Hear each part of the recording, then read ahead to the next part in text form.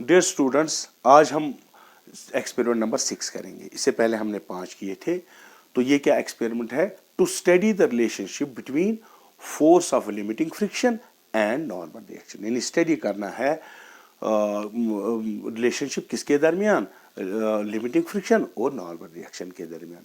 And to find the coefficient of friction, coefficient of friction का value हमें ढूंढना है between wooden block and horizontal glass surface. जब wooden block चलेगा horizontal glass surface पे तो उसमें कितना कोएफिशिएंट ऑफ फ्रिक्शन आएगा, फ्रिक्शन कोएफिशिएंट ऑफ फ्रिक्शन कितना होगा, वो हमें उसका वैल्यू ढूंढना है। ठीक, we will use graph and also table भी हम बनाएंगे, वो हम निकालेंगे। ठीक, तो देखिए, force of friction is directly proportional normal reaction, ये आपको पता है। तो मैं थोड़ा सा पहले मैं बताता हूँ व्हाट इज फ्रिक्शन। जैसे अगर ये ब्लॉक इस हाथ पे है, ठीक, तो अगर मैं इसमें अभी कोई फोर्स नहीं लगा है तो ये बैलेंस हुआ है, इसका वेट नीचे mg एक्ट करता है और रिएक्शन उसके ऊपर। ठीक है, तो आपस में नॉर्मल रिएक्शन उसको कहते हैं, reaction which is normal to this surface. Okay, तो ये बैलेंस करता है, कोई इसमें फोर्स अभी नहीं, कोई फ्रिक्शन, फोर्स ऑफ फ्रिक्शन नहीं है। अब समझो मैंने इसको फोर्स दे दिया थोड़ा सा, ये लेकिन चलता नहीं। लेकिन एज पर Newton's law F is equal to m a, F is equal to m a. तो जैसे ही हम फोर्स लगा दें बॉडी में एक्सीलरेशन पैदा होनी चाहिए।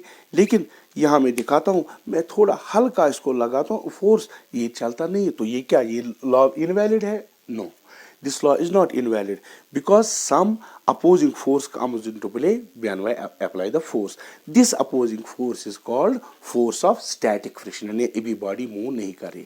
अब मैं फोर्स को और बढ़ाता हूँ, फिर से नहीं चलती है, इसका मतलब है अपोजिंग फोर्स बढ़ गया। That is static friction, force of static friction is self adjusting, यानी जैसे मैं बढ़ाता हूँ वो भी बढ़ जाता है, मैं बढ़ाता हूँ फिर से फिर बढ़ जाता है, एक टाइम आता है ये चलने लगता है। ठीक, अब जो फोर्स ऑफ फ्रिक्शन है वो तो है, वो तो है, इस टाइम पे जो फोर्स ऑफ फ्रिक्शन है उसको कहते हैं हम limiting friction. That is the maximum force of static friction को हम लिमिटिंग फ्रिक्शन कहते हैं।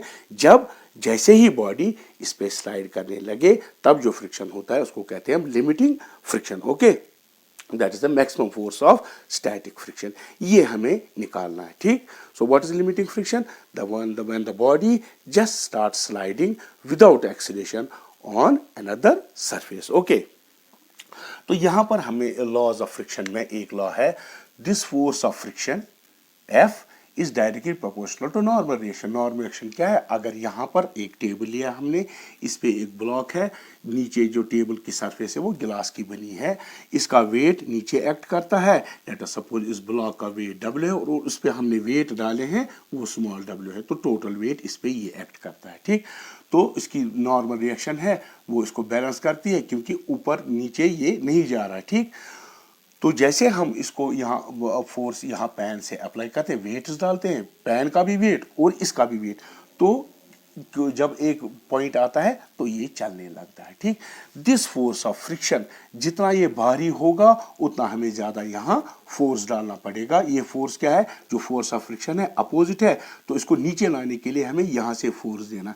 यानी ये भी फोर्स ऑफ फ्रिक्शन है तो यहाँ पर भी फोर्स ऑफ फ्रिक्शन को ही रिप्रेजेंट करेगा। ठीक है ना, क्योंकि यही इसको खींचता है।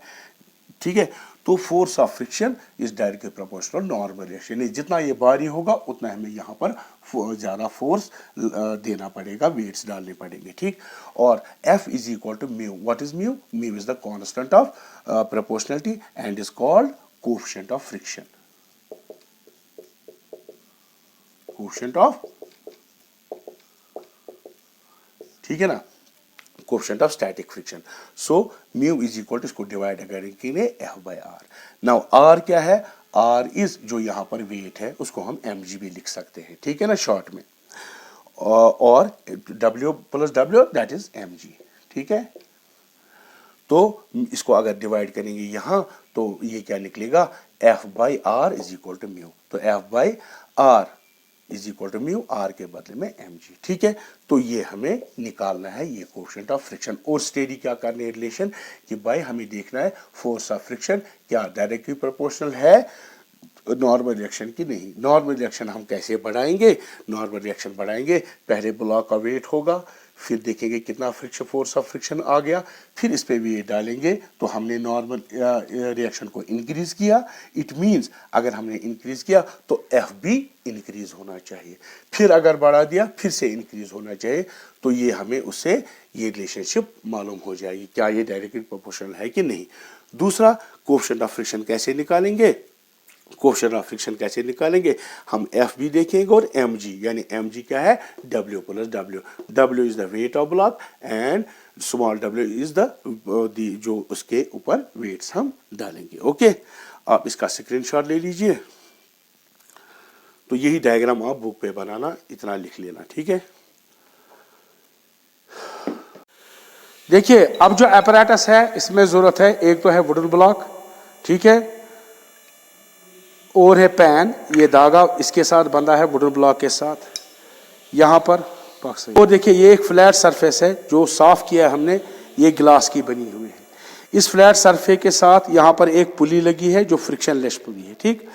और हमें ये वेट्स यूज करने हैं, 50 ग्राम का, 100 ग्राम का, 10 ग्राम का, 20 ग्राम का, जो हम इस पे डालेंगे, ठीक। तो अभी हमें इन चीजों को पहले वेट करना है, वो हम नोट करके रखेंगे।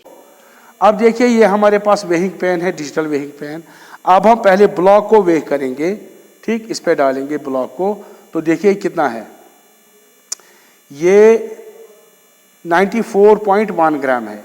इसको मैं थोड़ा और वेट डालूंगा ताकि ये लगभग 100 बन जाए, ठीक, क्योंकि आसानी हो कैलकुलेशंस में, ठीक है। 100.02 that means it is almost 100 grams, ठीक है। तो ये हम नोट करेंगे, capital W is equal to 100 grams, okay, 100 grams है, okay, that is capital W। उसके के साथ हम वेट करेंगे तो ये आता है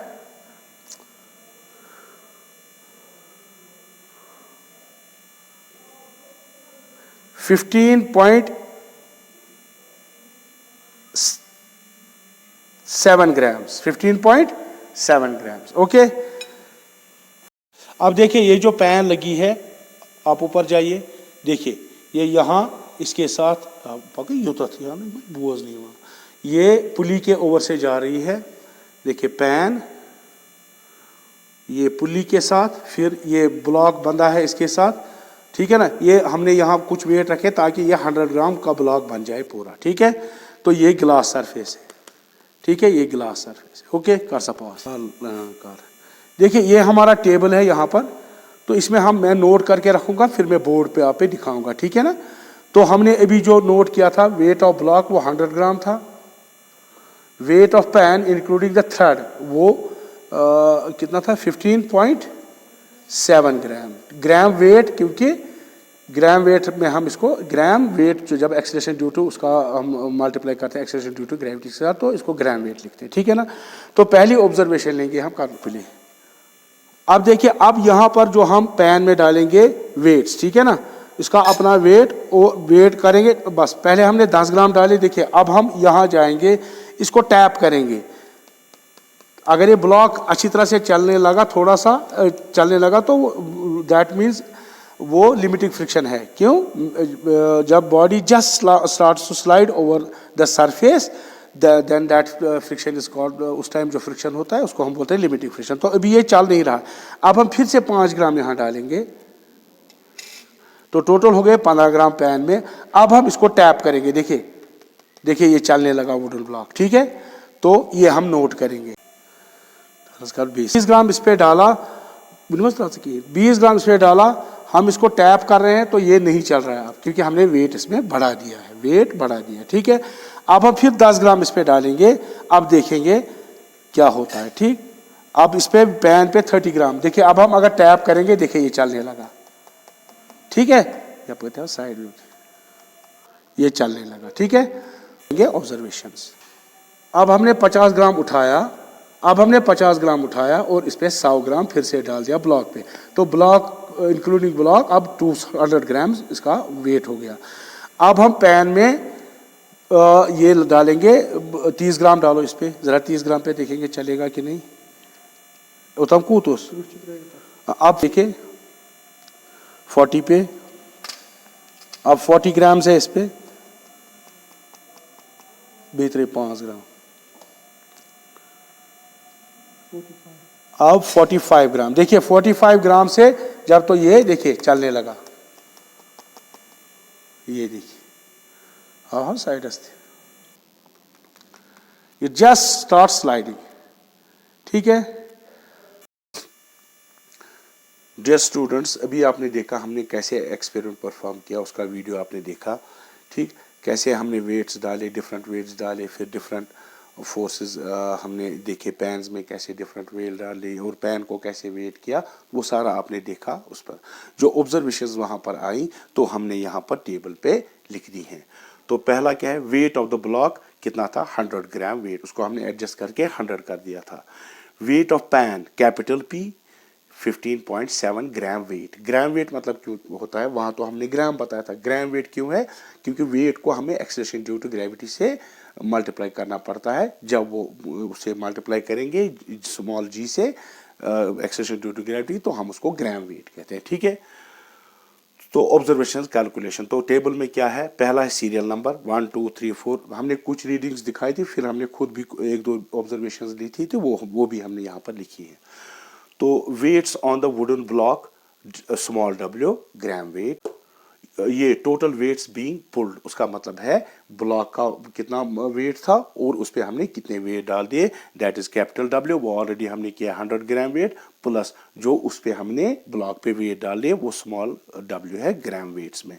तो वो किसके बराबर होता है, और मैंने आपको बताया वो नॉर्मल रिएक्शन के बराबर। ठीक है ना, क्योंकि ये ब्लॉक अगर है तो ये टेबल पर है, यहाँ पर हमने इसको वेट डाले W प्लस W, तो नॉर्मल रिएक्शन वो बैलेंस करता है, क्योंकि there is no acceleration in upward direction और downward direction. So this will be equal to normal reaction, और ये भी ग्राम वेट में होगा।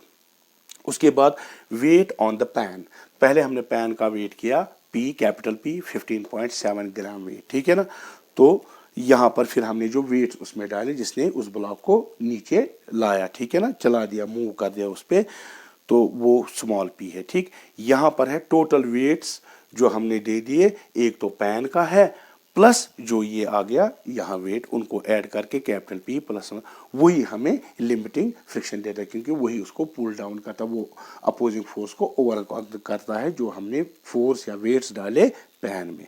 तो ये ऑब्जर्वेशंस है 100 ग्राम पे ये 15 ग्राम, इसको ऐड किया, ये जो ब्लॉक का वेट, ठीक है, यहाँ पर पहले कोई हमने वेट नहीं डाला था, ब्लॉक का वेट 100 ग्राम है, वेट ऑन द पैन कितना 15 ग्राम, टोटल वेट कितना हो गया, उसको पैन का वेट हमने 15 ग्राम ऐड कर दिया, 15 प्लस 15.7 प्लस 15 हो गया 30.7 ग्राम। फिर दूसरी ऑब्जर्वेशन, फिर हमने वेट ब्लॉक पे रखा 50 ग्राम, तो टोटल वेट हो गया इसका 100 ग्राम ब्लॉक का, प्लस ये 50 ग्राम हो गया 150 ग्राम।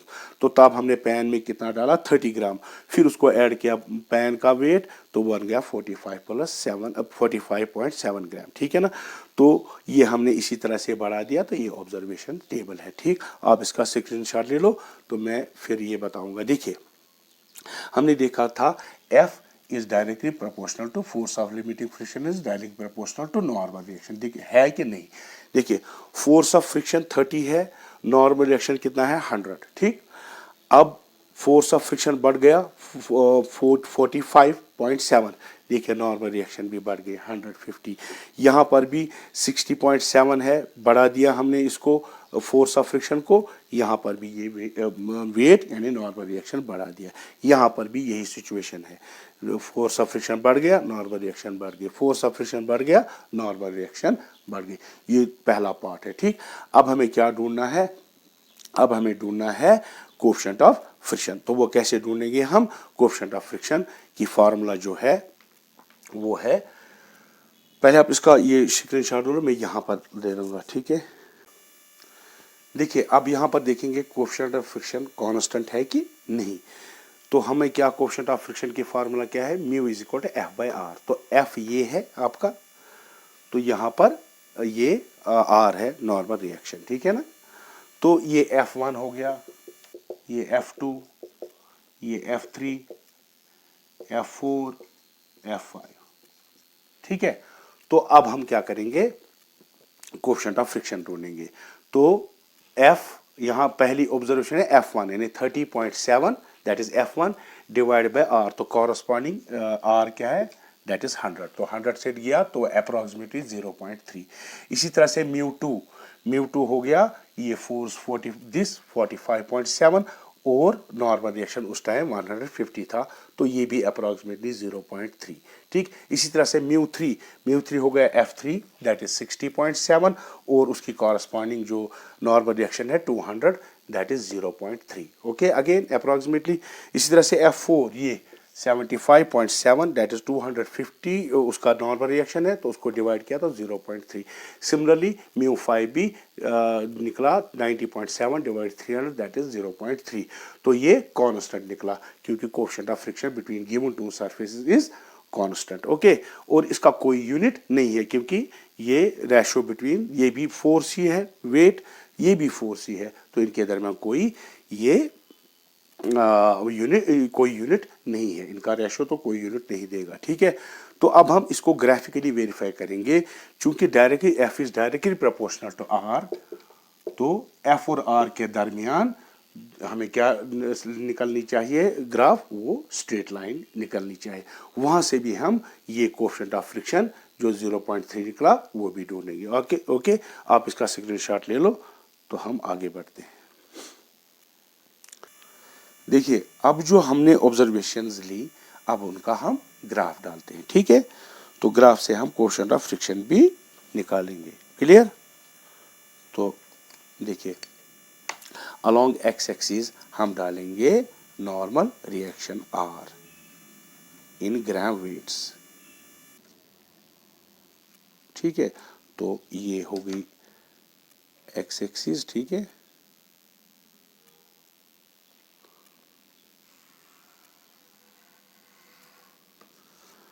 तो यहां से हम और अलोंग वाई एक्सिस हम डालेंगे, पहले वही बता देता हूं, यहां से हम डालेंगे कोएफिशिएंट ऑफ लिमिटिंग फ्रिक्शन, वो भी ग्राम वेट्स में ही होगा। ठीक है,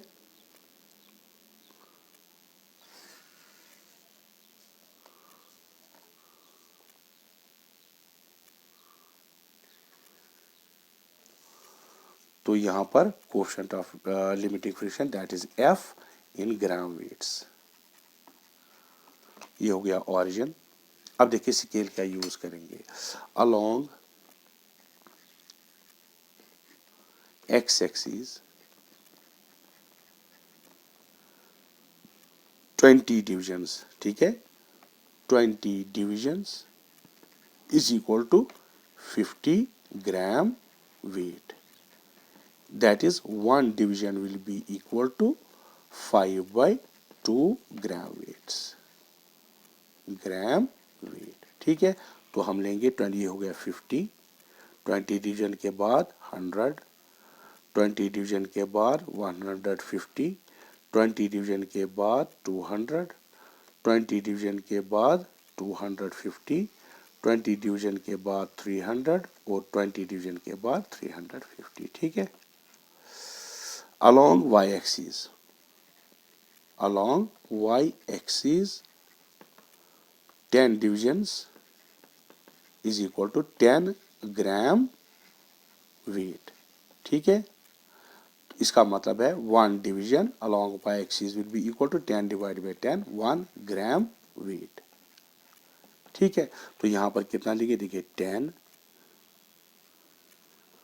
20, 30, 40, 50, 60, 70, 80, 90 एंड दिस इज 100। ठीक है, तो अब जो हमारे पास पहली ऑब्जर्वेशन थी वहां क्या थी, 100 ग्राम। ठीक है ना, नॉर्मल रिएक्शन की थी 100 ग्राम। और अच्छा, पहले मैं बताऊं, हमें वहाँ मसलन 30.7 निकलता है, तो 0.7 अलॉन्ग वाई एक्सिस हम इक्वल टू, क्योंकि लगभग ये एक है तो हम एक डिवीजन के बराबर लेंगे। ठीक है, ओके, ये याद रखना। अब देखिए, तो पहली जो ऑब्जर्वेशन थी 100 ग्राम वेट, तो फोर्स ऑफ लिमिटिंग फ्रिक्शन कितना निकला था 30.7। तो ये हो गया 30, तो इसकी सीध में 30.7 0.7 के बदले मैंने पहले बताया एक डिवीजन लेंगे, ठीक है ना। ऐसे आ गया एक पॉइंट। दूसरी ऑब्जर्वेशन थी 150, तो 150 पे जाएंगे तब कितना था 45.7, तो ये हो गया 40, ठीक है, ये 40 इस डायरेक्शन में, ठीक, 40.7 के बदले में एक डिवीजन आ गया ये। उसके बाद 200 पे कितना, उसके बाद थी 200 नॉर्मल रिएक्शन, तो वो कितना था 60.7, तो ये हो गया 60, देखिए इस डायरेक्शन में 60.7 के बदले में एक डिवीजन लेंगे, ठीक है। उसके बाद आपका आ गया ये सॉरी यहाँ पर 40 नहीं 45, ये 45.7 ये है यहाँ पर, ठीक है।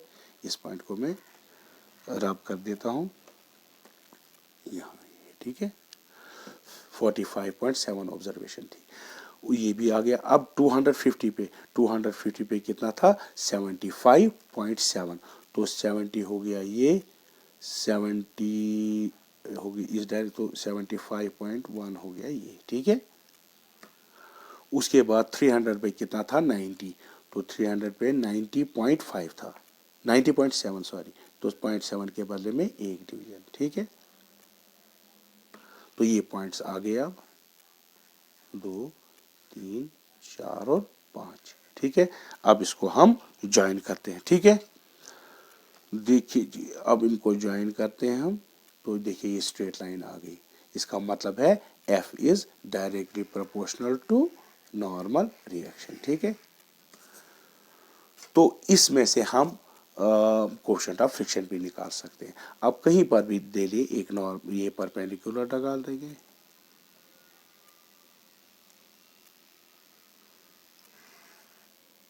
एक और परपेंडिकुलर, चलो यहाँ से डालते हैं, इस पॉइंट से डालते हैं, ठीक है।